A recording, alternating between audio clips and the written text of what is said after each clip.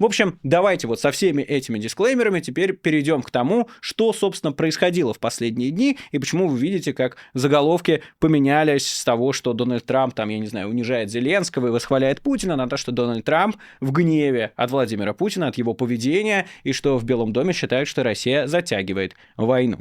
Итак, официальный Вашингтон все более прямо указывает на Москву как главного виновника затягивания конфликта. Недавние попытки договориться о перемирии столкнулись с жесткой позицией Кремля. Так, в марте США предложили 30-дневное перемирие, как вы помните. Украина согласилась, но Россия выдвинула неприемлемые условия и сорвала полноценную сделку, согласившись лишь на частичное прекращение огня, например, по ударам по энергосистемам, ну и то достаточно быстро нарушила, буквально в тот же день, когда Владимир Путин рассказал, что он дал указ не бить по энергетической инфраструктуре. Неудивительно, что в Белом доме о Госдепе теперь открыто говорят, Путин сознательно мешает установлению мира. То, что всем было очевидно и так, но Соединенные Штаты и администрация Трампа, видимо, захотели убедиться в этом самостоятельно.